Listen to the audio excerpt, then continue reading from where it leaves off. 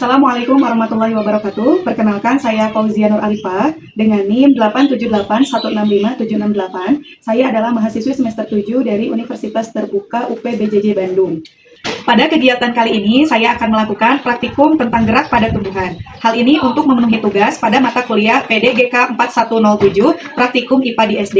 Gerak pada tumbuhan yang akan saya lakukan uji coba ada 3, yaitu yang pertama ada gerak seismonasti, yang kedua ada gerak niktinasti, dan yang ketiga ada gerak geotropisme negatif. Gerak seismonasti adalah gerak yang terjadi pada tumbuhan yang diakibatkan karena adanya rangsangan berupa sentuhan atau getaran.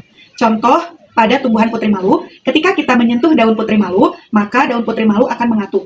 Hal ini terjadi karena akibat adanya perubahan tekanan yang diakibatkan oleh adanya rangsangan berupa getaran atau sentuhan yang kita lakukan pada daun putri malu.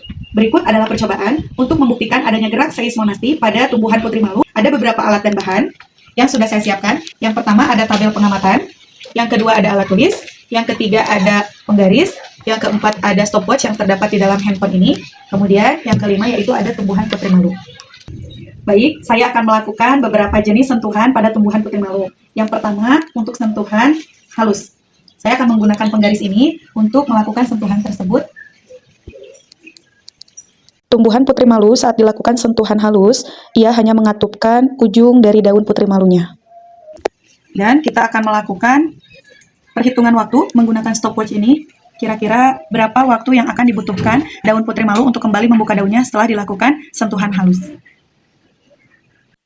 Setelah ditunggu, ternyata waktu yang dibutuhkan oleh putri malu untuk membuka kembali seluruh daunnya yaitu selama 3 menit 40 detik.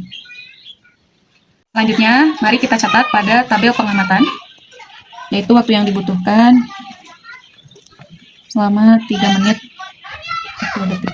Yang berikutnya yaitu saya akan memberikan sentuhan yang sedang kepada daun putri malu. Mari kita lihat bagaimana reaksi daun putri malunya.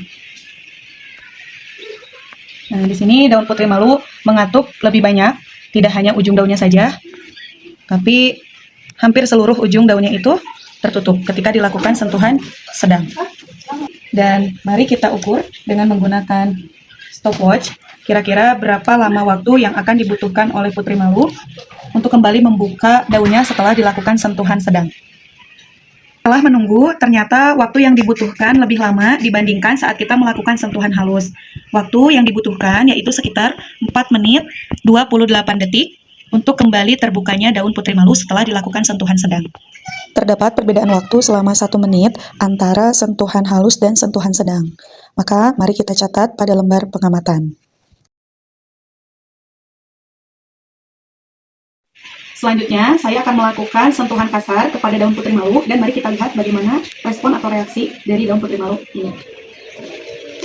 Ternyata respon yang diberikan oleh daun putri malu yaitu dia mengatup dengan sangat cepat dan juga mengatup dari ujung hingga ke pangkal daun putri malunya.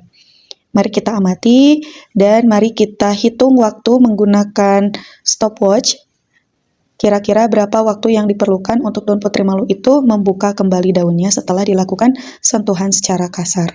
Setelah ditunggu, ternyata daun putri malu sekarang sudah terbuka secara utuh dan setelah dilakukan gerakan dengan sentuhan keras, daun putri malu kembali terbuka dalam waktu kurang lebih 8 menit.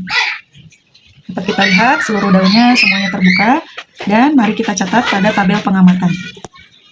Kesimpulan yang dapat saya ambil, praktikum ini membuktikan bahwa tanaman putri malu mengalami gerak seismonasti karena respon, sentuhan, dan reaksi daun pun bervariasi, tergantung intensitas sentuhan yang saya berikan. Saat saya berikan sentuhan halus, hanya ujung daun putri malunya saja yang mengatup. Lalu saat saya berikan sentuhan sedang, seluruh daun putri malunya mengatup dengan pelan. Dan saat saya lakukan sentuhan kasar, seluruh daun putri malu dari ujung sampai ke pangkal daun putri malunya mengatup dengan cepat. Jadi, semakin kasar sentuhan yang kita lakukan, maka semakin cepat juga respon yang diberikan putri malu untuk melakukan gerak seismonasti. Untuk percobaan selanjutnya, saya akan melakukan uji coba tentang gerak niktinasti. Apa itu gerak niktinasti? Gerak niktinasti yaitu gerak yang disebabkan oleh suasana gelap atau biasanya terjadi pada malam hari.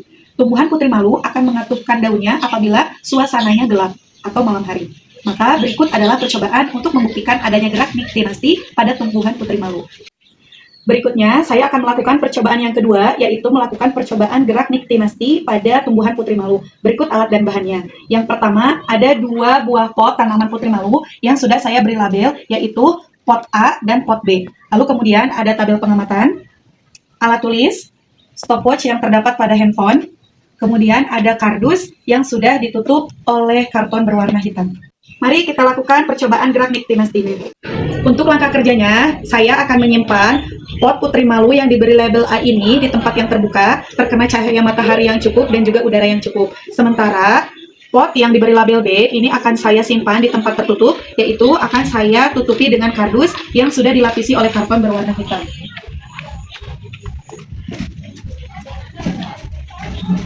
Nah, setelah ini kita akan menunggu selama kurang lebih 30 menit, maka nanti kita akan lihat bagaimana perbedaan antara tanaman putri malu yang disimpan di tempat terbuka dan tanaman putri malu yang disimpan di tempat tertutup. Kita akan gunakan stopwatch untuk menghitung waktunya dari sekarang.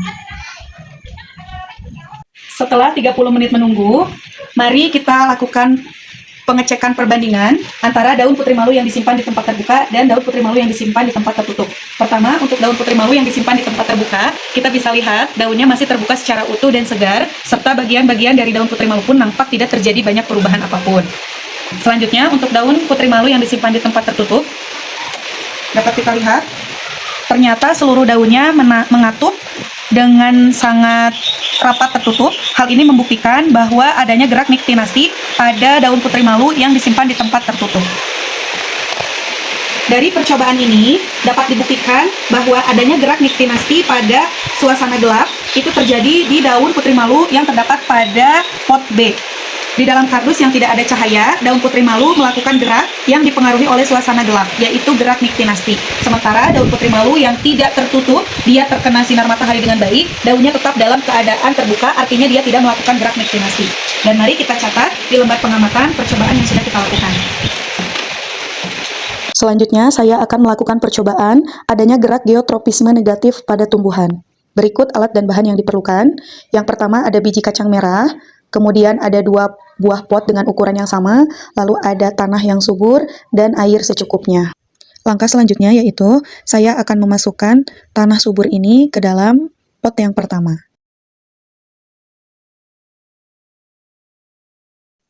Selanjutnya, pot yang kedua juga diisi oleh tanah yang subur, hingga batas pengisian tanah yang tersedia di dalam pot tersebut.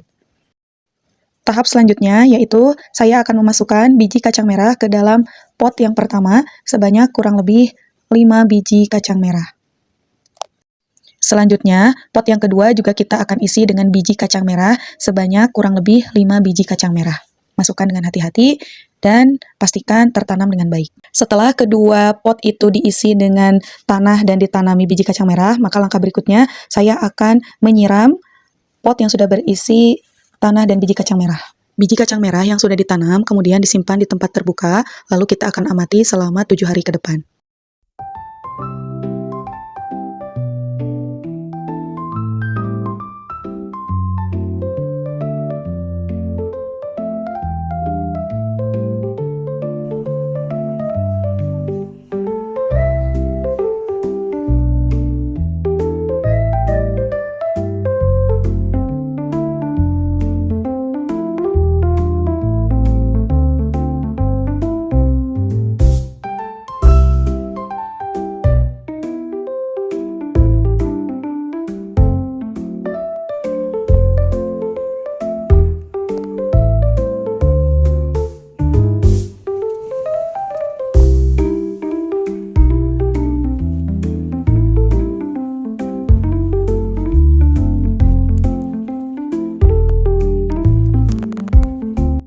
Kesimpulannya adalah gerak geotropisme negatif, yaitu gerak tumbuhan yang menjauhi atau berlawanan arah dengan gaya gravitasi bumi.